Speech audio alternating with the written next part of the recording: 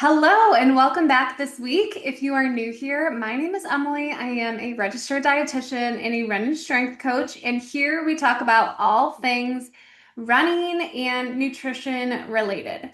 Now, this week we are going to talk about the 5 common mistakes runners made with their fueling during their fall half marathons and marathons this year.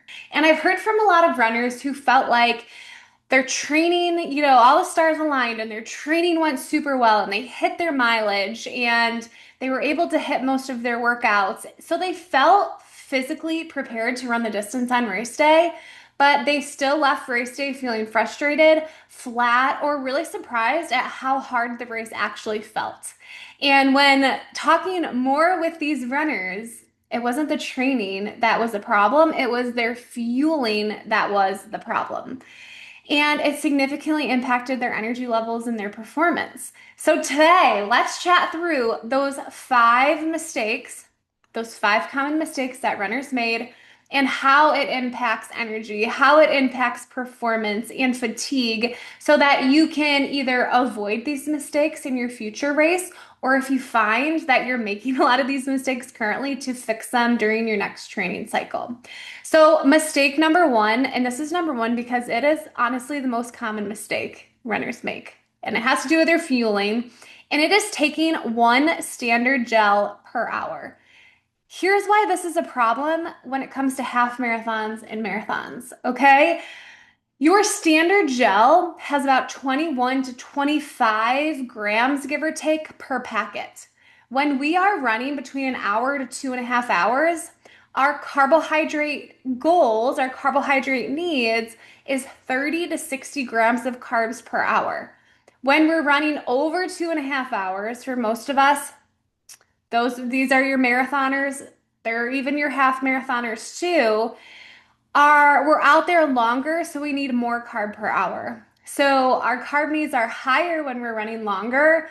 Past the 2.5 hours, it's 60 to 90 grams of carbs per hour. So as you can see, if you're using one gel that has the 21 to 24 grams of carb per hour, you're going to fall way short of your fueling needs. And under fueling can result in early fatigue that sets in during the race. You're increasing your chances of hitting the wall during the race, and it can cause you to slow your pace later in the race. So that's mistake number one. Now, mistake number two also has to do with fueling, and it is failing to fuel well during long training runs, but then actually fueling well on race day. So here's the problem with that. We're not training our gut during training to take in that much carb, that much fuel. And then here we turn around on race day and we're increasing our fueling, and our body's not used to that. It is not the fuel that is causing GI distress and intolerance during the race, if this is the case. It's that we're failing to train our gut and train our body to be able to handle that much fuel on race day.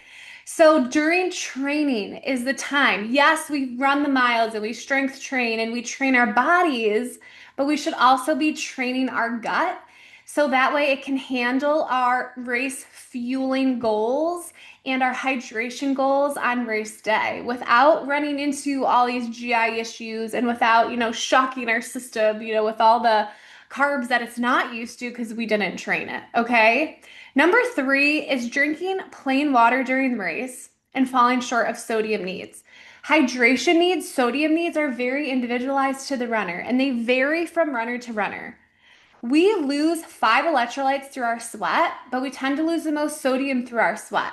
So when we're running long distance races, when we're out there running for hours and we're drinking just plain water, yet we're losing that sodium through our sweat, we can run into GI issues. And I've seen this with runners. We have GI problems, we can get headaches, we can maybe even get some cramping.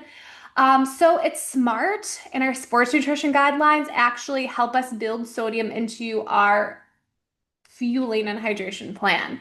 So generally, we want to aim for 300 to 600 or more milligrams of sodium per hour. Now, just like your fueling goals, just like your hydration goals, just like your sodium goals, this is per hour. And we want to hit this within hour one and hit our goals throughout the entire race. Now, if you're a heavy sweater, a salty sweater, you might need more than that.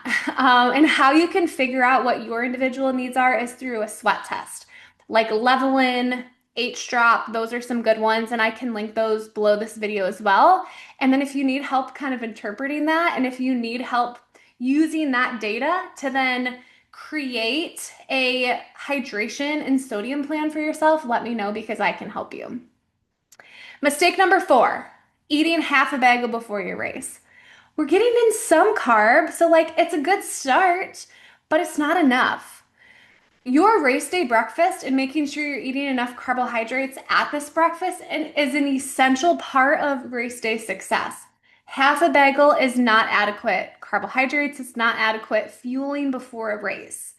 When we get in enough carb pre-race, we're optimizing our glycogen stores.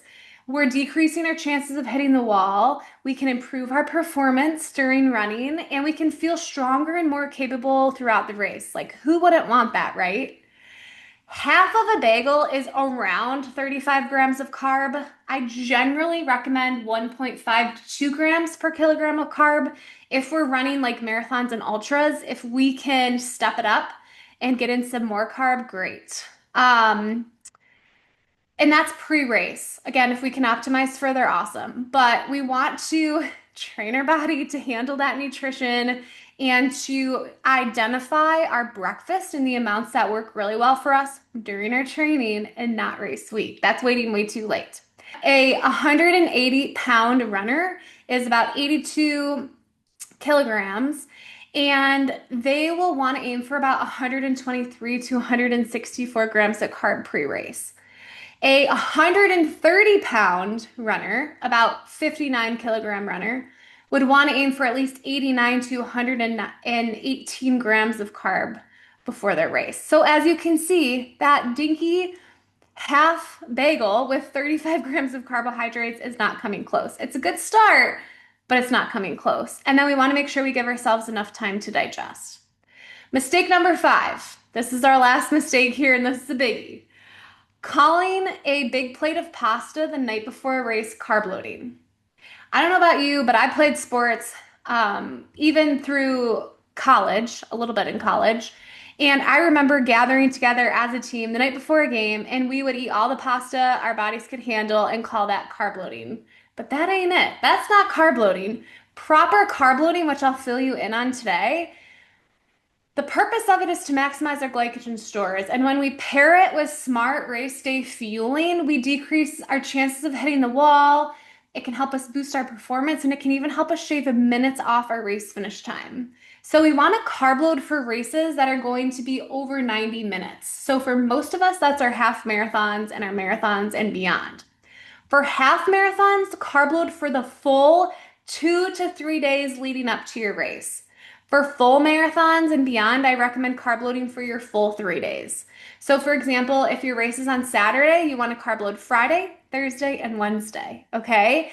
And during your carb load days, you want to aim for 8 to 12 grams of carbs per kilogram of body weight per day.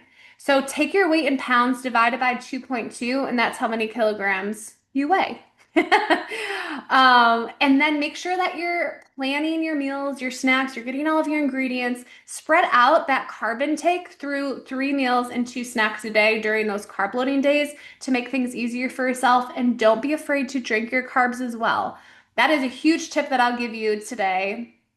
I find that I, as a runner myself, as a long distance runner myself, I get full quickly when I carb load sometimes. So what we want to do is focus on lower fiber carbohydrates, and again, spread our carbohydrates out in between 3 meals and 2 snacks a day during those carb load days, and plan for carbohydrate rich beverages. Think of like sports drinks that has carbohydrates. Think of lemonade, iced tea, you know, that sort of thing. So after reviewing these 5 mistakes, now you're aware of them. If you find that you're making these mistakes, step number 1 is recognizing that you're making the mistake. And then step number 2 is actually doing something about it.